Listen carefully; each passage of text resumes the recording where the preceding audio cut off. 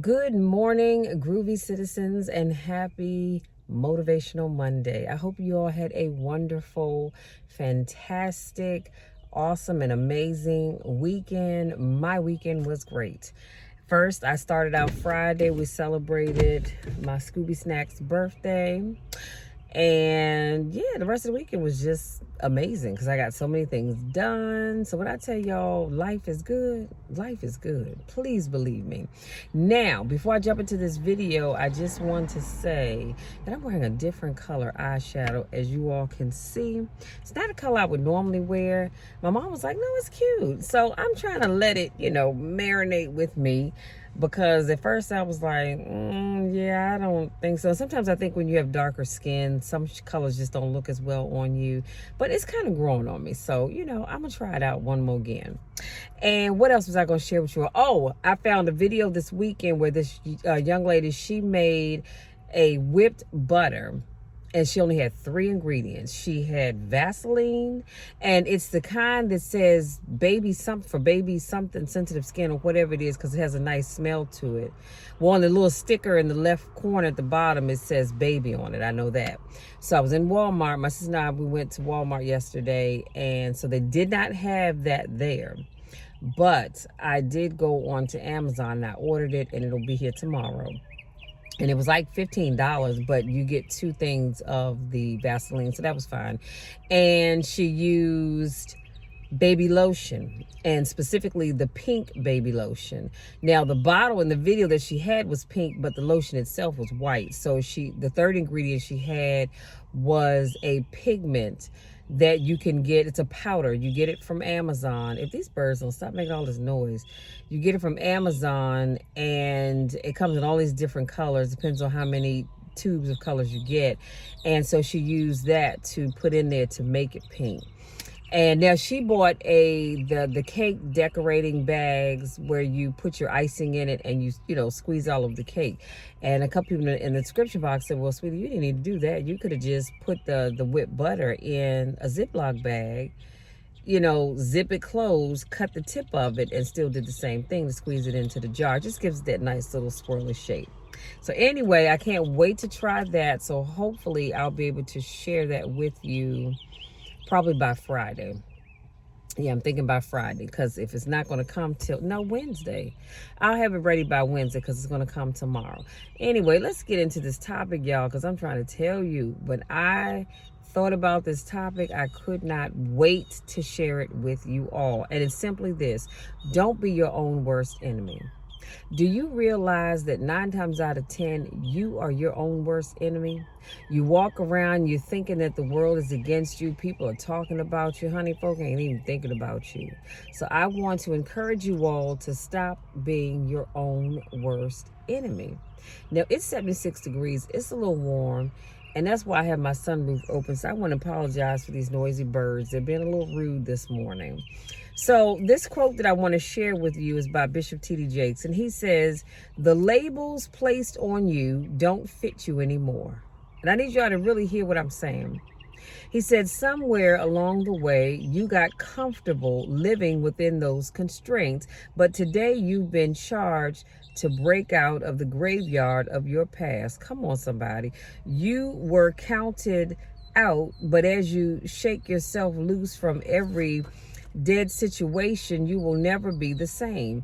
No longer will you stay chained to who you used to be. In this season, you're stepping into a new dimension that will require you to reintroduce yourself. Y'all, that's a mouthful, but that's a powerful quote. So I'm gonna leave that in the description box, because I want you to really marinate on that, okay? And so as I was watching his video, he preached that depression is your anger turning on you. Now, I'm no psychologist, but I actually believe that what he's saying is true. So when we have anger, being depressed is that anger that's turning on you. He said depression is anger turned inside out. He said it will make you your own worst enemy. He said it will make you destroy yourself. And then he talks about the book of Mark, chapter 5. Now, I want to encourage you to read the whole chapter, but I'm going to point out a few scriptures that we should all know, okay? If you've ever been to Sunday school, then you should know these scriptures. But in Mark chapter 5, it talks about a demon-possessed man. You all remember that man, right?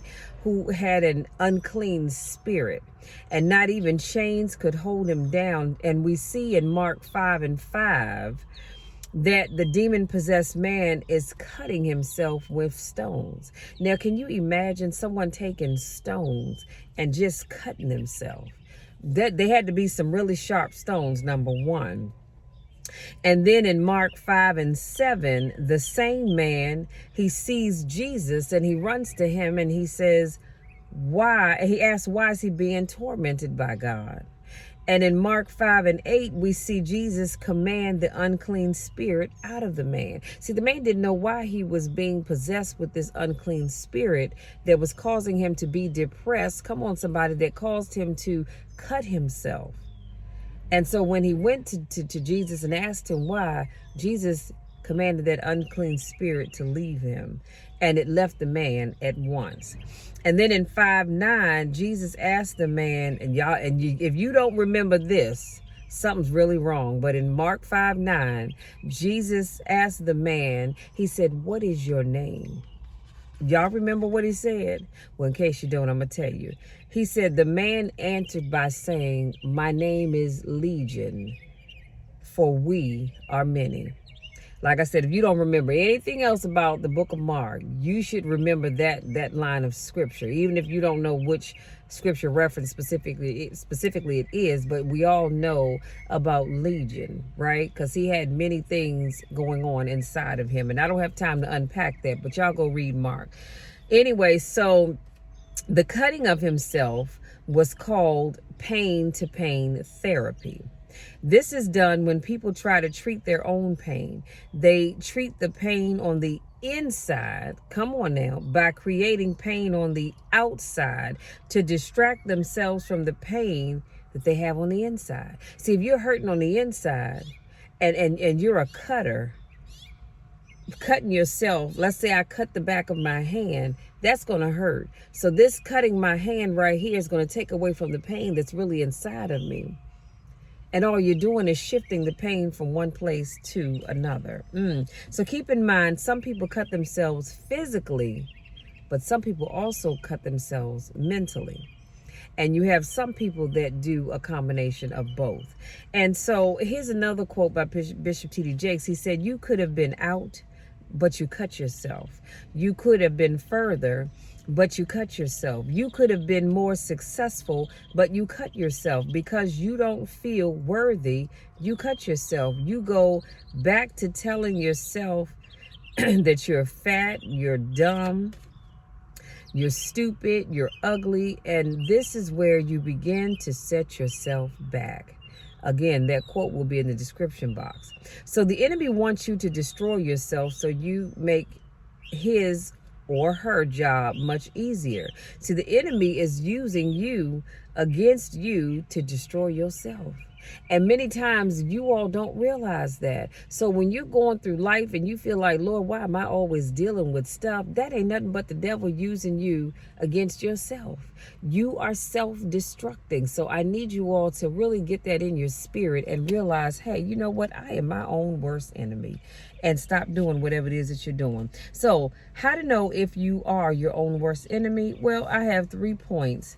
And that is, number one, when you have a chance to get ahead, but you talk down to yourself. How many times have you done that? You were moving along and all of a sudden that negative voice popped in. Ooh, that's called being your own worst enemy. Number 2, when you have a chance to get more, you tell yourself it doesn't take all that. So you have this much of a blessing, and this much more of a blessing comes your way, and you say, well, I don't really need all of that. All I need is this. You're just talking yourself out of you're your own worst enemy. And number 3, I said, when life starts going great, you bring up your past. How many times have we all done that? How many times I shared with you all the story of when I got my letter in the mail saying that I had been selected to become an ordained deacon at my church, or, to go through the deacon training. My first thought was, last Sunday, Lord, I cussed this woman leaving church because she stepped out. She started crossing the street and she didn't have the right of way to walk. And she called me out my name. So I called her out hers, and we're going back and forth. So I'm not worthy enough to be a deacon because I just cussed somebody last week. How many times have somebody made me angry to the point that I cussed them to keep from putting my hands on them? And so that's what we do when we are our own worst enemy. We try to talk ourselves out of the things that God has set us up for by trying to bring up your past. Like Medea said, your past is like your big ass. It's behind you. So stop bringing it up. I don't know who needed to hear that, but stop bringing it up. Now, how to stop being your own worst enemy? Well, I have 5 points, and then I'm going to let you be. Number 1, I said recognize distorted thinking patterns. So pay attention to the stories that you're telling yourself, because most of them are false anyway. So look at when things are going great for you, how you start to bring up these stories, most of which aren't even true, or they're the half true, because you think that you're not worthy of what you're getting. Be careful of the stories that you tell yourself. Number 2, I said stop trying to be perfect. There are no perfect people. So trying to be perfect only creates unnecessary stress. None of us are perfect. So there's no reason for you to try to be this perfect person, because you never will be. There's no such thing. God is the only perfect person in this world. So you're not God, neither am I. So stop trying to be perfect. And number 4, number 4, 6. Oh, I only have, wait a minute. 1, 2.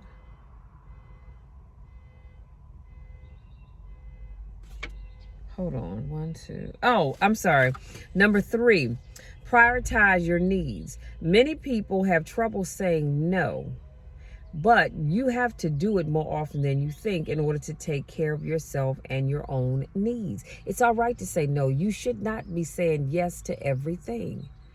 I was at one of those people when I knew the work needed to be done and nobody stepped up to do it. I'd be like, okay, I'll do it. Knowing full daggone well that I did not want to do it. But I knew the work needed to be done. So it wasn't about me. It wasn't about the people that didn't want to step up and do the work. It was about the fact that the work needed to be done. And I figured, hey, guess what? If nobody else is going to step up, I'm going to do it. Number 4, so it's all right to say no. Number 4, slow down. Being busy has long since been overrated. It's time for you to reset your focus. Some of you all are so busy that you're going from one place to the next place, to the next place, to the next place, and you never sit down. You're just running all day long. From the time you get up until the time you lay down, you are constantly going. Now, I may not physically be running, but a lot of times I have to catch myself because mentally my mind is running.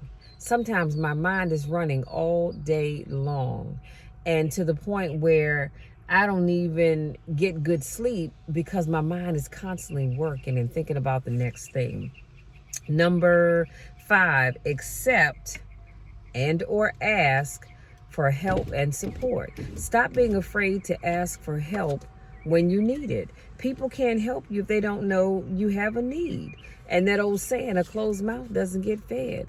Too many times there are people who don't want to ask for help knowing full daggone well they need it. Why? Because you're worried about what people are going to say about you. You're worried about what they're going to think about you. Who cares? If I need help, I'm going to ask for it. I know how to put my hand up and say, hold up, I need help. I know that when I can't take on all that life is throwing my way, I know how to raise my hand and say, all right, Lord, I yield. I need you, Jesus, because I can't do this by myself. I used to be that person that felt like I had to do everything by myself, but I don't.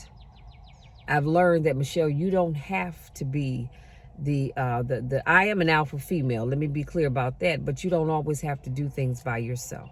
You guys, I hope something I said today resonates with you. I hope you allow it to really marinate in your spirit and stop being your own worst enemy.